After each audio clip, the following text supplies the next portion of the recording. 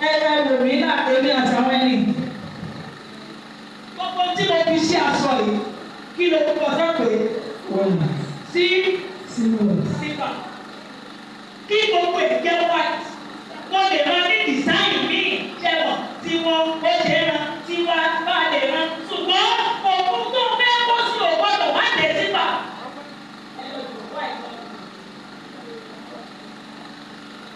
Gbogbo tí wọ́n fẹ́ máa rán sọ ògbọ́dọ̀ sípà ìwé ìsámà máa jẹ́ ògbọ́dọ̀ jẹ́ láyò kúrò. Àwọn ọmọ sunkúnsunkún bàbá mi ẹjọ́ àmọ̀ tí a ṣe white garment náà ó lẹ́gà tí orúkọ níṣẹ́ náà.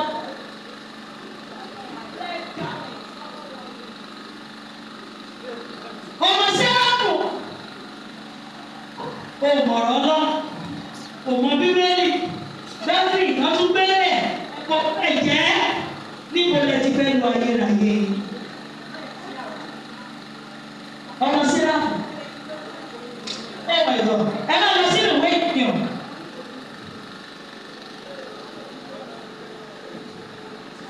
Orí kejìlá yẹn.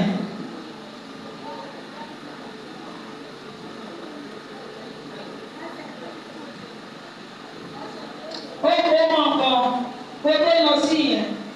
Ó bọ̀. Mo fẹ́ ṣe nǹkan kan fún ọ. Ẹ kọ́kọ́ lọ sí 20. Ka 20. Ka 11. 20. Mo sì rí ìṣẹ́gun ńlá kan. Mo sì rí ìṣẹ́gun ńlá kan. Ẹgbà Mike. Àti ẹni tí ó jókòó lórí. Àti ẹni tó jókòó lórí rẹ̀.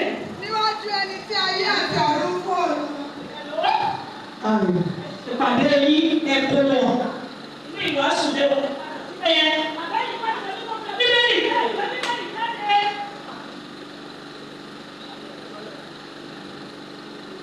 Ní àkókò yìí, Ọlọ́run sọ̀rọ̀ ọ̀rọ̀ Ọlọ́run lè gbọ́ kì í ṣe àkókò ẹjọ́.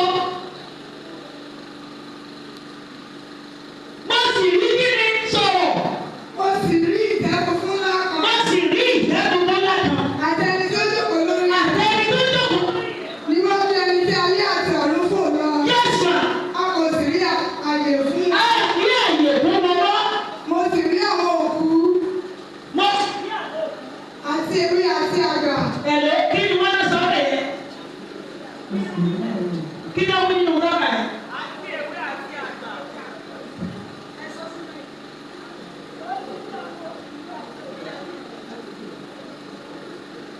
Gbọ́ngàn wí, ó kì í ṣe wá kẹ́ mi bọ̀ túbẹ̀ yẹn kà. Mo sì rí àwọn òkú. Àti ewé àti àgbà.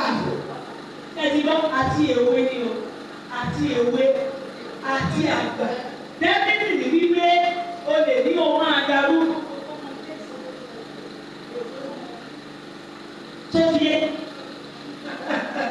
Hallelujah.